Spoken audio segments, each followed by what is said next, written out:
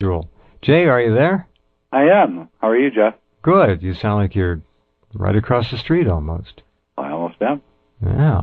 Lots of fun headlines, of course. Dick Cheney's new book, he's promising will make heads explode in Washington, D.C. So he's still killing people. Yeah, he's trying. Anyway.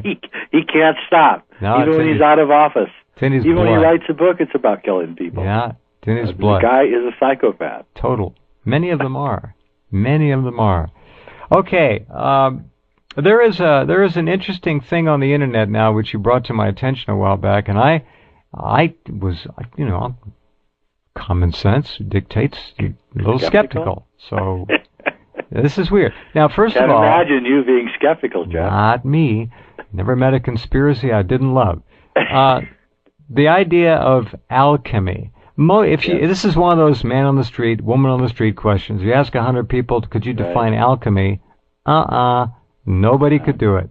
Tell us what alchemy is, and then tell us what this whole trip is. And I really am interested in this because I've known you for a long time, and this is if you are telling me about something with a straight face, I listen. So I'm listening. You should. This is really important because what alchemy answers is this question.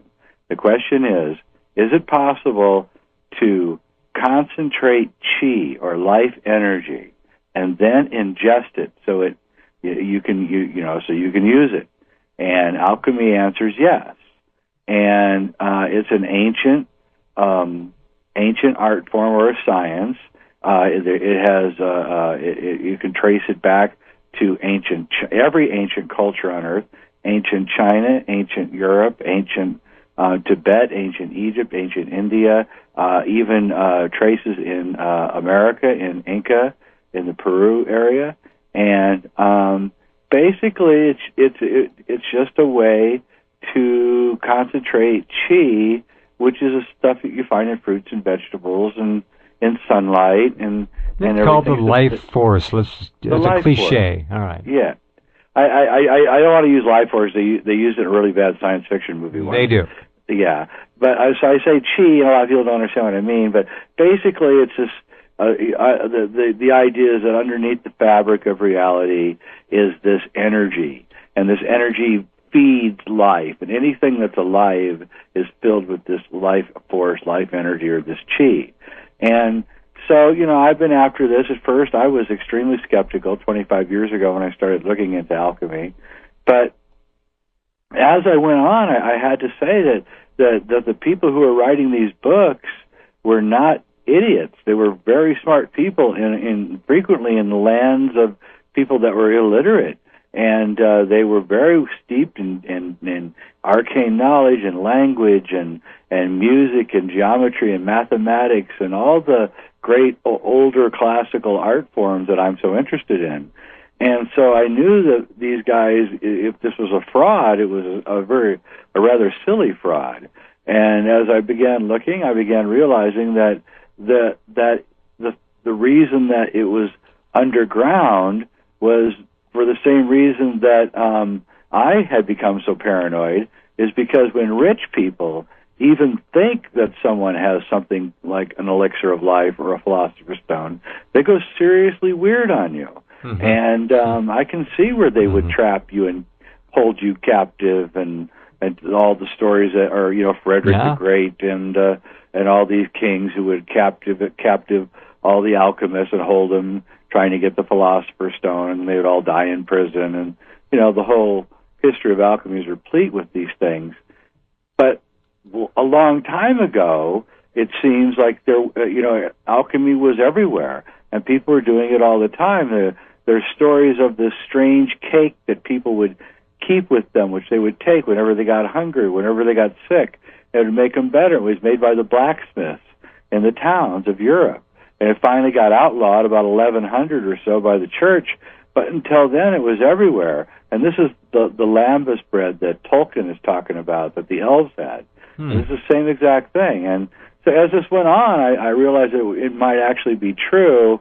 And lo and behold, somebody anonymously has released what I consider to be the best book about alchemy that I've ever read, very well sourced, and including the exact formula for how to make it. But better than all that, he's giving it away for free, which convinces me even more that it might be for real. But I think it is for real because I know things that most people do not know from my search, and those things have confirmed the deepest secrets that this guy, anonymous, assuming he's a guy, is revealing in this book. And if you want to know what I'm talking about, just go to sacredmysteries.com and go to free stuff. The article's up there. The book you can download as a PDF. It's called The Book of Aquarius, and it's free. And if nothing else, it's a good read. So, but if in the era of the kill switch and Obama the crazy man, I say even if you think I'm nuts or you're very skeptical, print this out and put it in your library somewhere, because I think in 5 years or 3 years or 10 years, it's going to become very, very important.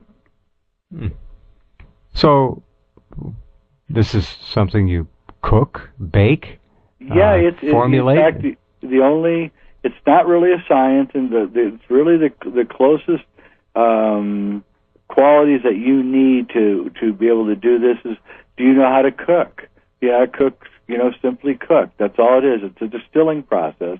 It's a capturing of fluids that are then distilled down to their essence repeatedly. And it takes about 18 months. It's not very much work. I'm doing it. It's a very slow process.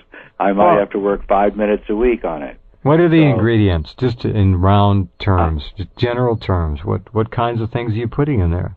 Eye of newt? That kind of thing? Nothing like that. I'm not going to tell you. I want people to read it for themselves because I think that they need the exercise of it. But I assure you, there is nothing unnatural, nothing out of the boundaries of nature, nothing that violates the laws of God and nature, and makes perfect scientific, logical sense when it's laid out. And he does such a good job of laying it out that I really think that he ought to do it. How does he explain coming by this knowledge? Where did the wisdom light turn on? Well, he got through. He says, and I don't know if it's true or not, because I believe that it may be a group of people that's released this under one guy, under the onus of one guy, a group that maybe wants to thwart the powers that be, a group that's been fighting them for a long time, and this group, I believe, is. I heard rumors years ago that this group was going to release the secret of alchemy just about this time. So I don't know if Anonymous is this secret group out of Europe that's really at war with, the people that you and I really don't like, and or not. I suspect it is, because it's so well done, and it's so well written, and it's so well researched that I can only believe that someone very knowledgeable did this. Do the ingredients somehow coalesce to release something from within, or do they attract something from without, or both? What is it? What they do is they bring the life force into you. You can do it slowly, or you can do it quickly. It's highly recommended you do it slowly. You do a little bit every day, and it reverses the aging process. That's really pretty much all it does. All this other talk about spiritual enlightenment and gnosis and all that, that's actually what happens when you actually have 600 or 700 years to really learn about the universe and the world. And it's just a symptom of the fact that suddenly you have a lot more time. And also this changes our relationship with time, because we're no longer in the hurry that we were in. And also it changes our relationship to food. There's a lot of alchemists who took the stone and then regretted it because, they couldn't eat meat anymore, and they couldn't have a glass of wine. It just couldn't do it. It just upset the system too high. And I think, this is another thing that happens with it. Your vibration is raised up, and suddenly the old ways just aren't palatable anymore. All right, well, if this works, if it does what you say, it's likely to become pretty trendy. Well, I don't know how much time we have in this segment, but I'd like to talk about that, because it's all about Okay, so when we come back, we'll talk about how if something like this goes viral in this day and age, what happens and what are the ramifications, and they're huge. That's what I'm talking about with the internet. Nothing's hidden away much anymore. With the egos at the point where they are right now, are you kidding? It'll become multi-level marketing fast. Absolutely, and the FDA will investigate it. Jeez. All right, hold on. We'll be back with the man himself, Jay Weidner, in just a couple minutes. The golden age has begun. The alchemical revolution is here, and it's free. New article by Jay. We'll be putting that up momentarily.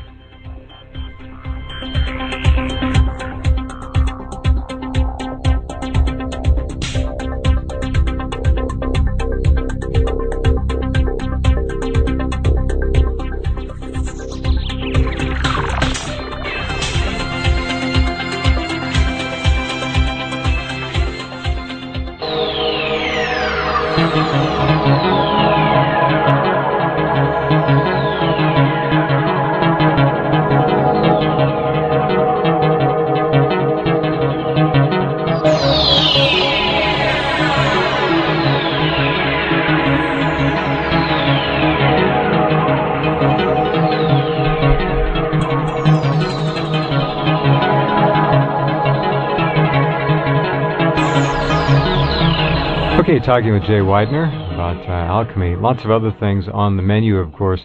We are looking toward a fall and winter and spring of rain, and ordinarily that would be welcome, no problem. Unfortunately, because of the Japanese government, and it's unopposed, nobody's complaining about this. No. Their plan to burn everything that's radioactive is going to literally spew death into the atmosphere all around the northern hemisphere, and eventually it'll drift down to the south. They are going to burn everything that's burnable, Jay, that is radioactive. They're not going to bury it, not going to containerize it and put it away. If these kinds of materials were over here, the federal government would require they be taken care of for thousands of years. These are just outrageously toxic, deadly issues. Now, they're putting a limit of 8,000 becquerels per kilogram on whatever's burned, okay? Now, 8,000, safe is supposed to be 500. Of course, that's debatable. So we're talking 8,000 becquerels.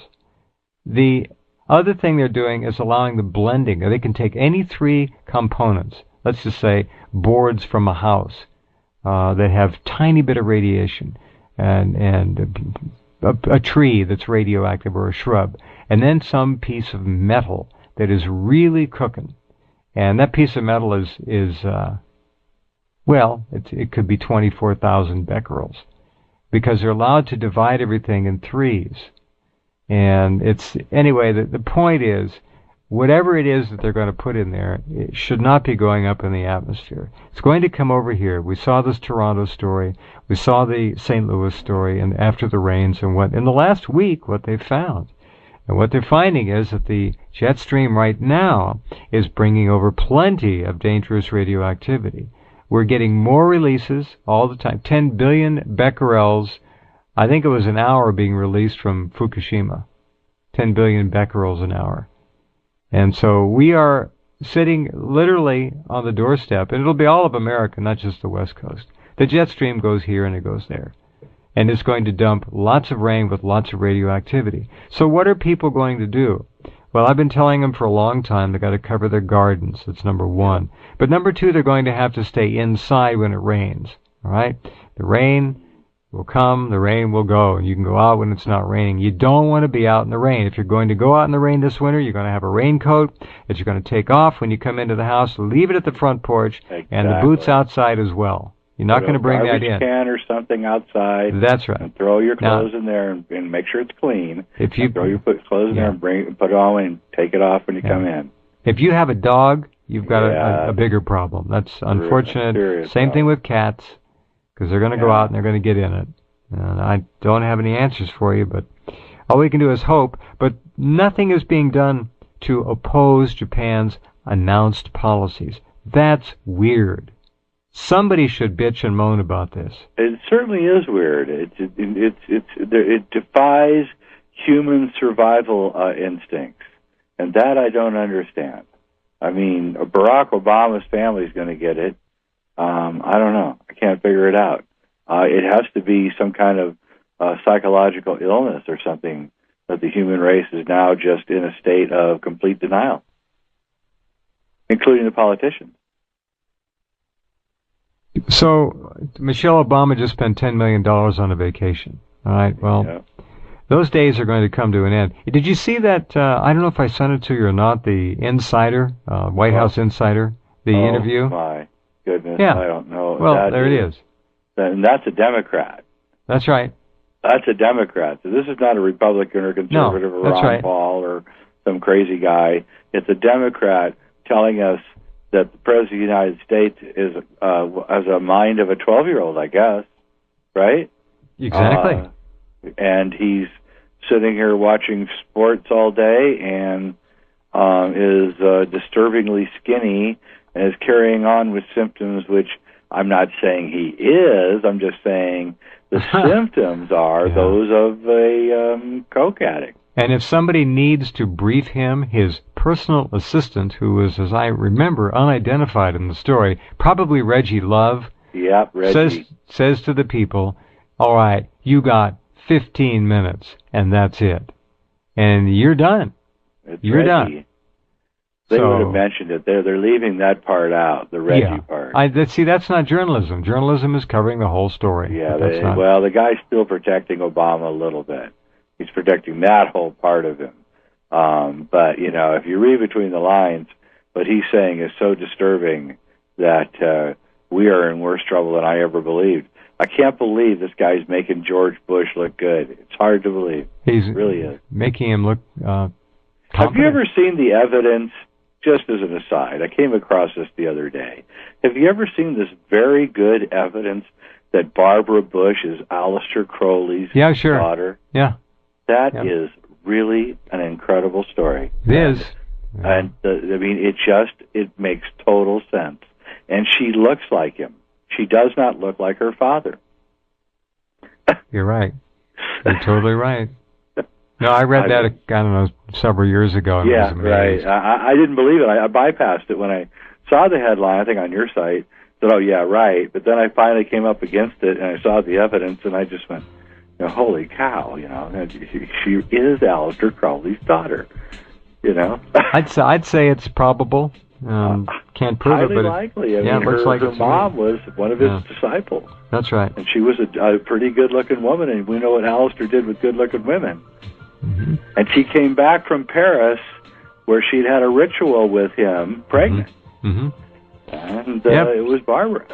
There you go. I agree. All right, back in a minute with Jay, and I'll quote a little bit from this interview for those of you who are not online or haven't seen it, because it's pretty nauseating. We'll do that after this.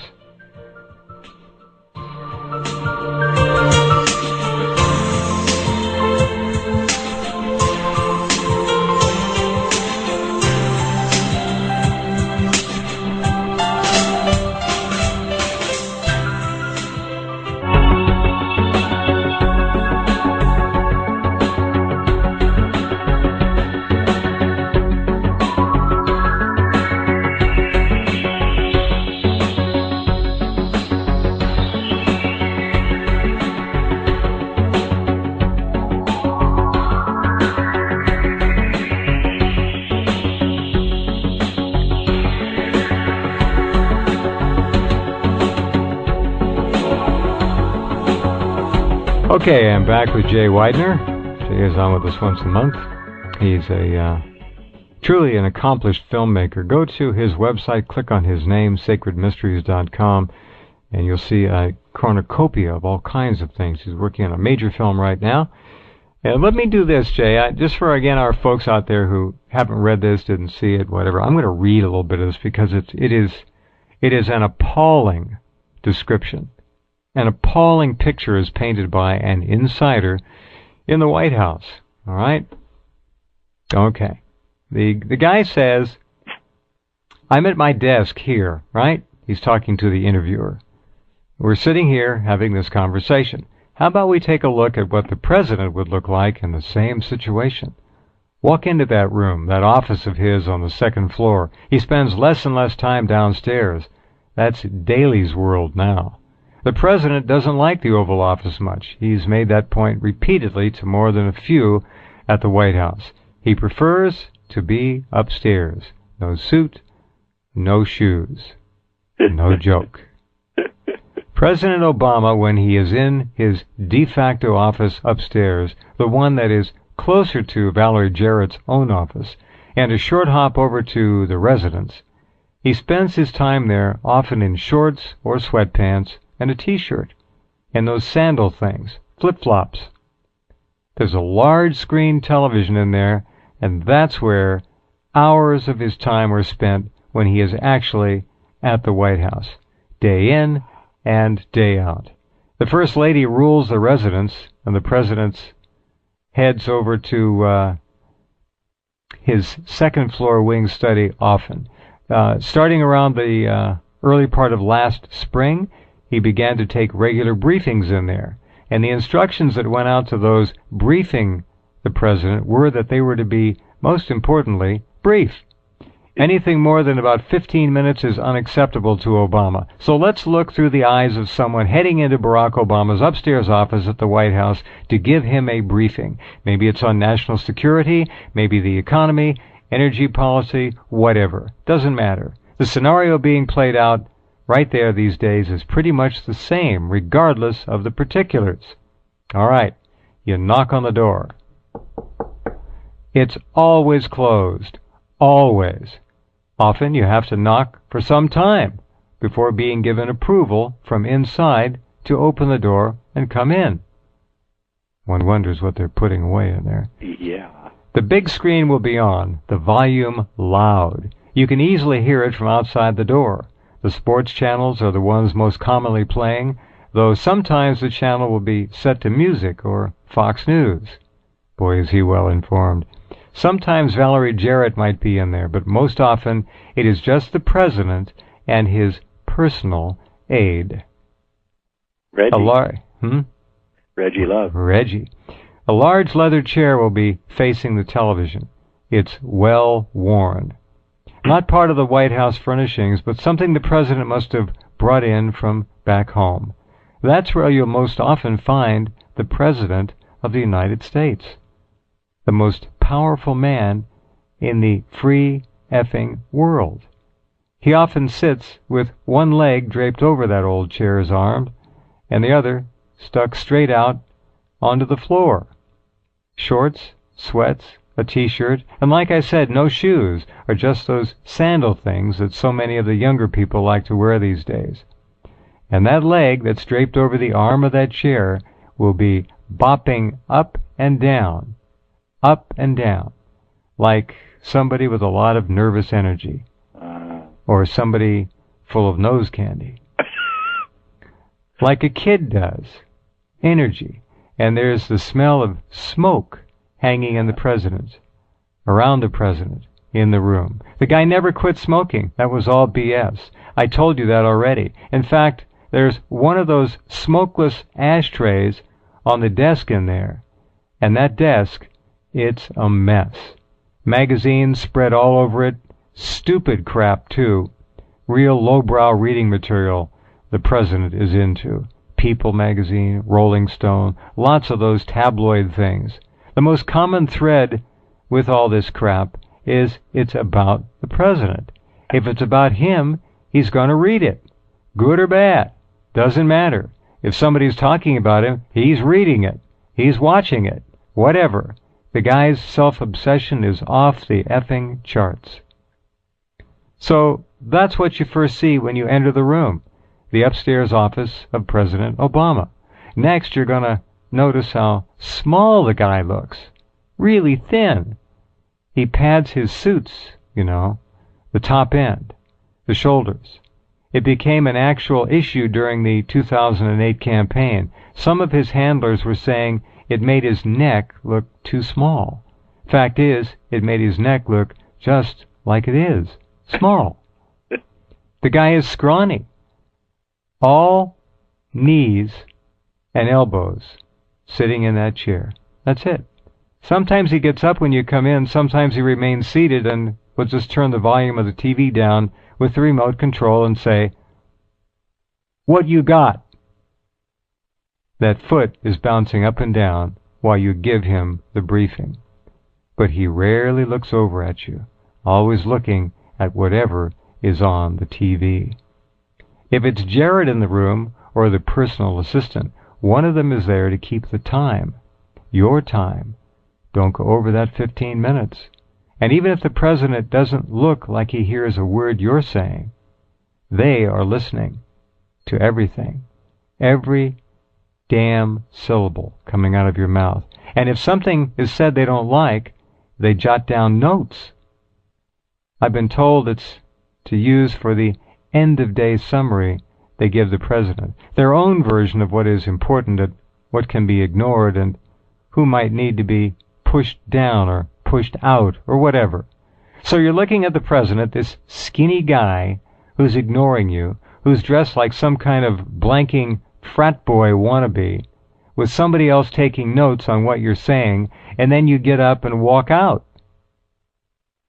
The president might acknowledge you on some days, give a little nod, maybe even a thank you, but most often he just continues to look at the TV, bounce his foot on the chair, his skin looking off-color, pale, the eyes out of focus, the hair a hell of a lot more gray than is shown in public, the wrinkles around the mouth far deeper, and the hands, yeah, his blanking hands are so, they're just these thin little stick digits. They're like the long-fingered digits on a woman's hand. And he has wrists. You could wrap your own fingers all the way around those wrists. Again, so much like a woman's hands, almost freakish. Certainly not the strong alpha male type image that America was given during the 2008 campaign. And that's who you see in the room, the real Barack Obama. Pretty blanking unsettling. Those world leaders, they sensed this early on. They saw through the facade, and they saw who was running the United States of America, and the word went out. Don't count on this American president. He doesn't have a blanking clue. And they're right. And that's the end of the excerpt I'll read. But the whole story is up there, and pretty scary. Pretty scary. That's a portrait of a coquette. That's right. I think that's what he's trying to tell us in between, don't you? Oh, sure. Yeah, I think that's the whole gist of what he's all trying that to tell us. Energy, just sitting there. The He doesn't want to look color. at people. He won't look at you because that's what people don't do that. They avoid eye contact. The wrinkles getting deeper. Oh yeah. All the aging. No nutrition. No, his hair's going gray. No nutrition. Nothing. So and I hate to say it, but I mean the cigarette smoke could also be a cover for smoking other things. So, oh sure. Yeah. And I think that may be what's going on too. Could be. Yeah. Okay, hang on a sec. We'll be right back.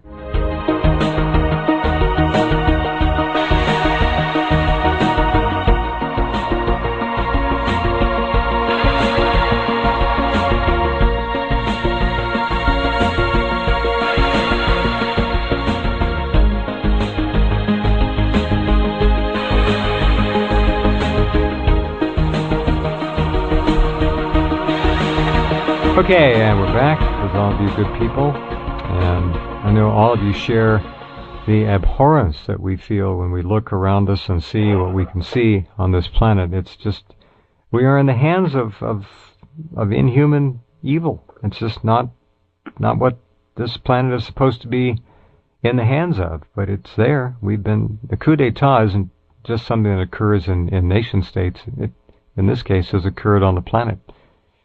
Well, it's a spiritual coup d'etat too. They've taken the very essence of why we're here and what we're doing here, and twisted into such a perverse, obscene idea that it's beyond any recognizable as human. It's sick beyond belief, and I've talked on the show before about how I came to the belief that the people running Hollywood were these insane satanic pedophiles. And then just a few weeks after that last appearance, Corey Feldman came out, and the actor, and said pretty much what I had been saying, even though mine was just coming from looking at the evidence and not from any personal experience. He, as a child actor, was apparently, again, reading between the lines, repeatedly raped. And I think, we see this and we have to realize who we're dealing with and what we're dealing with, and it's way beyond the boundaries of things that we can imagine. We can't imagine it because we're not them, and we're not as evil as that. No, I agree. I was surprised Feldman came out with that. No one followed up on that. I mean, everywhere you look, pedophilia is being institutionalized in our society. That's the point. Yeah, the French now have introduced lingerie for little 5-year-old girls. Mm-hmm. I mean, there's no end to it all. Pole dancing kits for 5- and 6-year-old girls. Pre-training bras for little girls. This is pedophilia. This is nothing less. It's they're institutionalizing it, making it okay. It won't be this generation, but it'll be the next one. Oh, it's very soon. They're sexualizing everything to the extent now that little girls cannot get away from it. And you will be 25 years from now. You will, if we make it, which I don't know, you will be considered weird if you think it's not right for your children to have sex. Exactly. And play with each other. Oh, yeah, exactly. No, it's already creeping into the textbooks that masturbation is fine and there's no problem. And actually, there are instructions in some books. Well, I mean, this is the point. The point, of women's liberation and gay liberation, the whole thing. It looked like it was one little thing. Yeah, it was a road. It's a road heading to this. That's right. And once you understand that, then all of a sudden it makes total sense why they're accentuating it and pushing it and giving us Lady Gaga and everything. It's a complete destruction of the psychosexual mind of children. What's the biggest theft of all? The theft of childhood innocence. Innocence, yep. Yeah. And that's what Corey Feldman said. He never had a childhood because he had to be an adult, and he, implied that his parents were basically selling him on the market. They were in on it. Yep, they were in on it. Yeah, and then, you go look. I've been investigating this whole thing from my next Kubrick film, but you go look, and it's not just something recent. The Black Dahlia killer in L.A. was very likely a high-up Hollywood person who was best friends with John Huston, and he was this guy, which is entailed in the book Black Dahlia Avenger. He was arrested for pedophilia for his own children, and John Huston was accused of raping a young kid. And then we go to Chinatown, which is directed by pedophile Roman Polanski. John Huston is a pedophile in that movie. And, I mean, you start looking, and Hollywood's blatantly telling it to you right to your face, and has been since the early 70s at least. I agree. There is now candy being made, condom-shaped candy. Yep. Points to... lollipop condoms. Yeah, and this is the point, and normally I wouldn't even come out and talk much about this because, it's just kind of an uncomfortable, unseemly subject, but at this point, I mean, I really think it's time for us to call the alarm, because if we can't allow it to go the next step, we're at that precipice where they want to take us to the next step, which is going to be child sex. And I just, I really think that we kind of have to say no at this point. It's all right what people do in their bedroom as long as they're adults, but we're going too far now. We're sexualizing the children. Well, you watch. They're going to do exactly what you're saying. It'll be a Brokeback Mountain kind of film, but it'll deal with children, underage children having sex. You got it, man. That's exactly how they're going to break through the door. It's going to be, two kids just having sex, and they love each other, and why are we being so mean? And then there'll be the next one, which will be, they're already doing it. There's a Kevin Bacon film, I forget the name of it, came out a few years ago, about a pedophile who gets out of prison and becomes a good guy. He never reforms his pedophilia, interestingly, though, in the film. He just becomes a good guy. And this is what's going on, and you can watch it and you can see it, and it's thrown in everywhere. It's not going away. The sad thing is, you're going to see it. You know, the sad thing, and this comes as no surprise to any of you out there. But the sad thing is, there should be no market for 5-year-old lingerie for little girls, but these companies are going to make money. Now, the little girls don't have money. Their parents do. Yeah, it's the mom. Okay, we've got 2 generations of parents now, otherwise known as the grandparents, the parents, and the infants. Those 2 generations are lost to us. It's over. And the upcoming generation that's being born now, nurtured, raised, is going to be completely... they are so different, Jay. They don't speak our language. They don't understand what we're talking about. They might as well be from a different planet. And that's how the game is played. The problem is, though, that they're dysfunctional. They can't function in the real world. But dysfunction becomes the norm, and the what's going to happen? The incompetence of the sheep make them complete wards of the state, and you've got a 2-tiered lower class, very little of a bit of a middle class left, and that's what they want. They want incompetence. They want dependence. But they can't even work. These kids, they can't function. No. They can't work. They can't do math. They can't read. They can't write. I don't know. You know, they can't do anything. I've had this happen several times. Probably you have too. I will correspond with someone for let's just say several years. And one time, all of a sudden, out of the blue, I'll get a piece of correspondence, an email, and it is so poorly written and so poorly spelled, the grammar is just shot to hell. And I say, what's going on? And at the end of it, there'll be a little note. Please forgive spelling errors and typos. Spell check is down, or grammar check is down. They all use spell check. They all use... Yep. I don't have spell check. I don't have grammar check.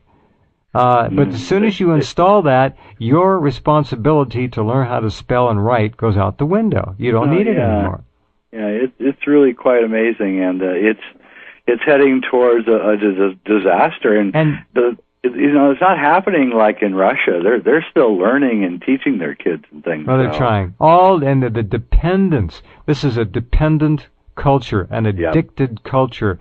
Go to a movie theater and look inside around you and watch how many little cell phone, smartphone screens are on. Now they shut them off when the movie starts. Watch how fast they turn them on when the film ends. They are so addicted to being in contact. And all it is crap text messages, junk. Yeah, insipid messages from their stupid friends about nothing. Much ado about nothing, using up a lot of energy and everything for nothing. I mean, and I can't for the life of me understand what this is all about. Yes, there's more communication, but is anything being communicated? Nothing. And nothing. No, and they're just all completely stupefied. And it is truly amazing to watch it. And it is being done on purpose. And the parents are more than complicit. They're helping it. Oh, they're aiding and abetting it every step of the way. Without the parents, it couldn't happen. They think it's funny and cute. Oh, it's cute. And these mothers who push their little daughters into these so-called modeling schools and enter them in contests. I wonder what kind of people go to beauty contests for 5-year-olds dressed in lingerie. Well, you know about that. You knew all about the JonBenet Ramsey so case. The whole entire audience is nothing but pedophiles. The whole thing is nothing but pedophiles. Closet pedophiles, pedophile wannabes, Absolutely. And a few relatives. It's like, who would bring their kid into that? What kind of insane person would do that? That's really the question. I mean, you have to be insane. And the whole thing is that these MK Ultra programs are all filled with these beauty queens that were brought through these child pageants, and they're nurtured into these sick little societies and cults. And this is what's going on. This is the hard, cold facts of the matter. And it's not just Boulder or some little town in California. Right. It's most cities. Correct. Are run by sexual deviants. It's all propagated. No, it's true. It's all propagated electronically. Everywhere you look are electronic connective devices. Doesn't matter what it is, smartphone, iPad, your computer, laptop, it doesn't matter. People have everything they need in their hands.